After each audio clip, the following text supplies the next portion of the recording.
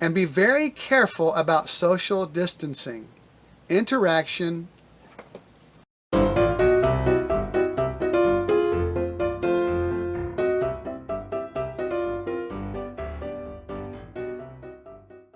Hey everybody, Pat Armstrong here with the latest from Increase, the lifestyle vlog for men and the women who love them. Now, it's been over 2 years since I started this channel built on the premise of doing 4 things to have a better, bountiful, and balanced life. Now I have found that doing these 4 things consistently also helps each individual trait grow stronger. So let me explain.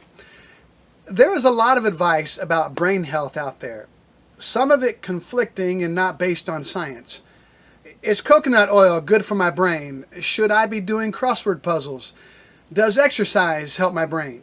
In 2015, AARP did a survey which found that a large percentage of people didn't know what steps to take to improve their brain health. So, AARP collaborated with noted doctors and scientists and came up with 5 pillars to keeping your brain in the best condition. So today, I want to give you those 5 pillars. And if that sounds interesting, let's get into it. So number 1, exercise regularly. Now what's one of the things we always promote here at Increase? Growing physically. So who knew that focusing on your physical being by exercising regularly would help your brain? Your boy Pat here, that's who. Regular exercise, whether it be walking, running, biking, strength training, whatever it is that helps you get that body moving, also helps that brain of yours to function better. So get moving. And as I've said many times, consistency is the key. Number 2, learn new things. I've never mentioned it before, though I've thought about it many times, but I really enjoyed the movie The Shawshank Redemption. And if you've never seen it, I want to recommend it, but I do want to just beware the language is rough at times. So that's why I've never mentioned it before. But one of my favorite scenes in the movie is when Andy, the main character, is assaulted by a group called the Sisters, who were going to sexually assault him. He fought as hard as he could, and then one of them, by the name of Boggs, threatened Andy with an ice pick that he was going to stick into his temple. Andy replied, "All right, but you should know that sudden serious brain injury causes the victim to bite down hard. In fact, I hear the bite reflex is so strong they have to pry the victim's jaws open with a crowbar." Boggs asked, and I'm not going to use the language, but Boggs asked, "Where do you get this stuff?" And I love Andy's response. "I read it." You know how to read, you ignorant. You know, I understand that the information I present here at Increase isn't rocket science, but I also know that the average person doesn't know these things because the average person doesn't read. And it's not that they can't, they just don't. Now, I am no intellectual genius. I just read. I read quite a bit. And not just books, but magazines and articles off the internet.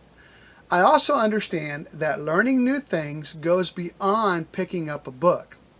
But reading is such an easy place to start. And besides, many times when you work on something new, the first thing you have to do is read the instructions. Number 3, get good sleep and manage stress. This is probably the toughest one for most. I know it is for me. I usually manage stress pretty well, but I haven't kept a good sleep routine, especially being on furlough from my job during this coronavirus. The recommendation is still to get between 7 to 9 hours of sleep a night. Not only is this good for your brain, but it is also during this time that the body heals and rejuvenates itself. Number 4, eat a brain-healthy diet. No, I didn't say eat a healthy brain diet, Hannibal. Research shows that a Mediterranean-style diet rich in fish, whole grains, green leafy vegetables, olives, and nuts helps maintain brain health and may reduce the risk of Alzheimer's disease. Cook and eat fresh food. Savor the taste and enjoy dining with family and friends, which leads us to the final step to a healthy brain. Number 5, strengthen social connections. Spending time with others face to face, not on Facebook, increases brain health. Build strong relationships with your kids. Get active and share good habits with family and friends. If you're a family caregiver, ask for help from others. Join a group focused on a favorite hobby, such as reading, hiking, or painting. And be very careful about social distancing. Interaction between people is crucial to good brain health. So, spread the love without spreading the germs. So there you have it. 5 pillars to keeping your brain in the best condition. And if you liked this video and found it informative, please drop me a like down below by giving me a thumbs up. And be sure to subscribe to my YouTube channel. Also, be sure to ring the notification bell so you'll get all the new videos from Increase once they are released.